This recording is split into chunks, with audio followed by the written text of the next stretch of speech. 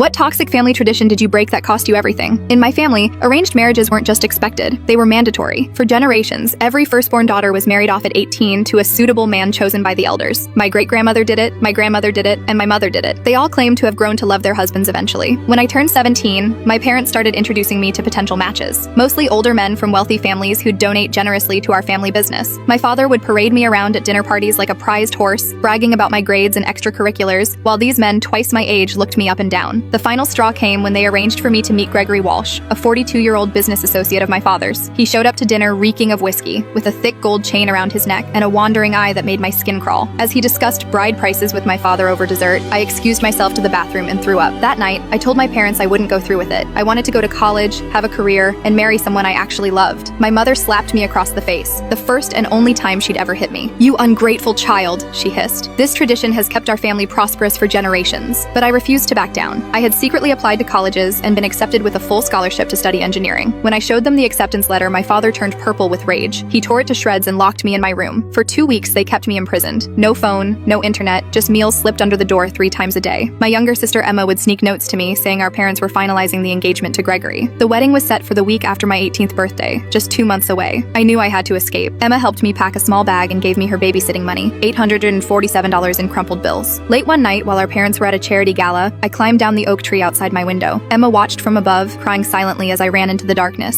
I took a bus to the next state and moved in with my high school best friend's family. They helped me enroll in community college while I worked 2 jobs to support myself. My parents hired private investigators to find me, but I stayed hidden. 3 years passed. I graduated with my associate's degree and transferred to a university to study mechanical engineering. That's where I met Nathan, a kind-hearted grad student who loved me for my mind, not my family name. We dated for 2 years before getting engaged. On my terms, my choice. When the wedding invitations went out, I sent one to my family's address, not expecting a response. A week later, Emma called from a burner phone. She was engaged to a 39-year-old real estate developer. Our parents had accelerated the tradition after my betrayal, planning to marry her off at 17. I couldn't let history repeat itself. The night before her engagement party, Nathan and I drove 8 hours to our childhood home. We parked down the street and waited until Emma snuck out with her suitcase. She was shaking as she climbed into our car. My parents reported her missing the next morning. They went on local news, crying crocodile tears about their kidnapped daughter. But Emma was 17, old enough for the police to accept that she'd left voluntarily. She moved in with us and finished high school while working part-time at a cafe. The day I married Nathan, my entire extended family disowned me. Uncles, aunts, cousins, all blocked my number and social media. My parents publicly declared they had no daughters, but I gained something more valuable than their toxic legacy. Emma is now studying pre-med at my alma mater. She dates who she wants and dreams as big as she dares. Last month, she told me she wants to become a trauma surgeon. Our parents would have never allowed that.